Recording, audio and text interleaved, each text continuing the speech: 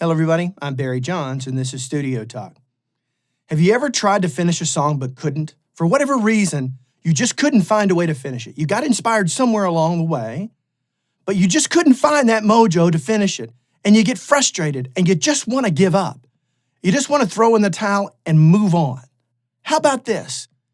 Have you ever played a song that you liked, a piece of music that you really liked, you were excited about, played it for a friend, played it for a family member, whatever it may be, and they just said, "Oh, that's cute. That's nice. Good job, Barry. I like it." Or have you ever heard this? Mostly probably from a family member when you were younger, or maybe a current spouse or girlfriend or boyfriend. Just grow up. It's time to leave that stuff behind. Let's face it, you're not going to make it in music, so why do you waste all that money and time? Why do you get so emotional about it? Just move on and grow up and move on like the rest of us. Have you heard any of those things before? I bet you have. I know I have. I've heard them more than once, more than twice. I've heard it a lot in my life, a lot. And there were times it affected me. There are times I was demoralized. I was demotivated. I said, you know what? They're right. They're right. Man, I don't have what it takes. I don't know. I know I enjoy doing this, but I don't have what it takes. Well, let me share something that I've learned. That's one of the advantages of watching an old fart like me, okay? Like it or not, we gain this thing called perspective and wisdom as we get older. And throughout all of that journey, here's what I've learned. Okay? The problem is not them. The problem is you. It's me. We choose how we view things. We choose our attitude. We get the ability to make a choice. No one else can control that. Only we can do that. So I'm going to share with you a story. Call it a metaphor. Call it whatever you like, okay? But I live my life by this, okay? And I'm talking about every aspect of my life. It's not the only one I live by, but it's relative to this particular discussion, okay? And I'm going to tell you a story about a game we played as kids. I grew up in a small town a long time ago, right? And so we didn't have video games. We didn't have phones. We barely had TV, okay? Not we had TV, but you didn't have 5,000 channels, okay? We were always outside. And so you found creative ways to play games to keep yourself entertained. There was one game we played. Let's say there was a construction site going on nearby or something like that where they had to flatten out the land and they built this big old dirt hill. Maybe it's 25, 30 feet tall, okay? And so we came up with a game called King of the Mountain, all right? Now, if you can't try to visualize that for me, if you happen to live in a city and maybe you've never seen anything like that, but they certainly still exist, but just kind of visualize this 30-foot little mountain, okay? Little hill. It's not really a mountain, but we called it King of the Mountain, okay? And basically all that was is the kids who were playing got around the bottom of that mountain, okay? And we raced to the top. Whoever got to the top first was de facto king of the mountain, okay? So pretty reasonable game to understand, right?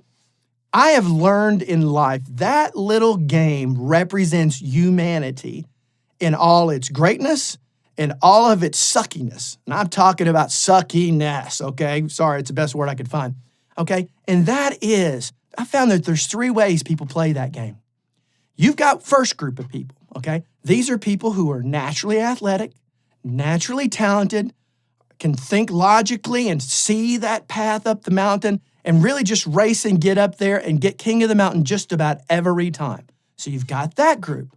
The next group of people, group 2, okay, those are people that pay attention to that person as they're going.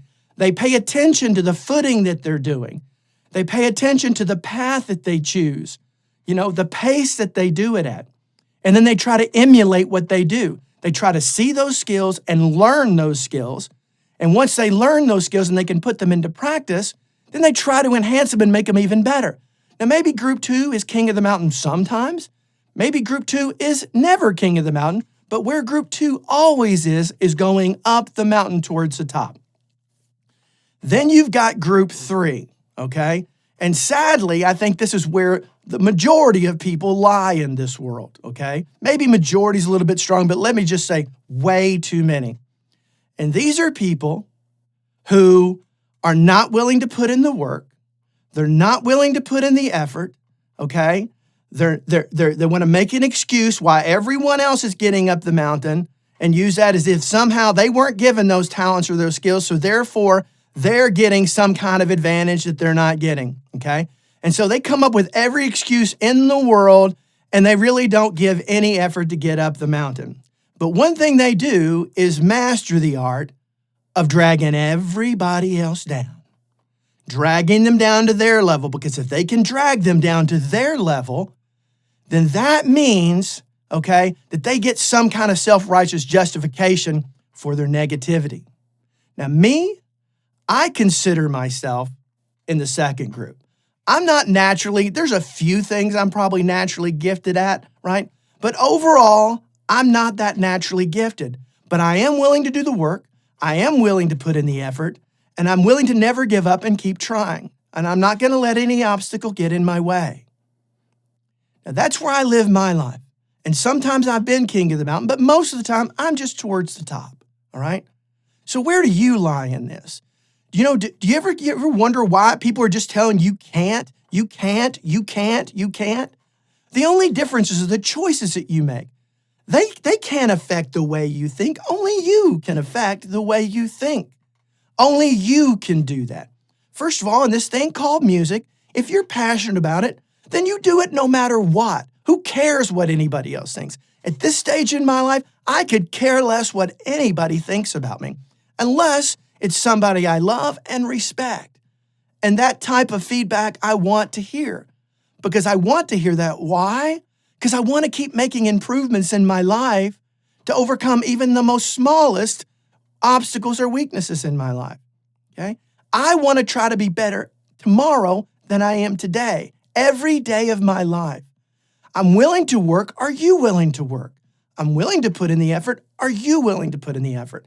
I'm going to give you an example. Today, I'm 58 years old, okay? That's how old this old fart sitting in this chair is. I work a real job that I work a minimum 50 hours a week, okay? And I have an hour and a half commute each way. I don't get home every night until around 7:30 or 8 o'clock at night, okay? I'm in bed by 9:30. I get up at 5:30 in the morning. That's when I make most of these videos. I happen to be making this early in the morning right now, okay? Or I go out and do my other passion, which is woodworking, and I go out to my garage and I work, which I worked from 5:30 to 8 o'clock this morning. And now, it's not that early, I guess. It's about 8:15, right?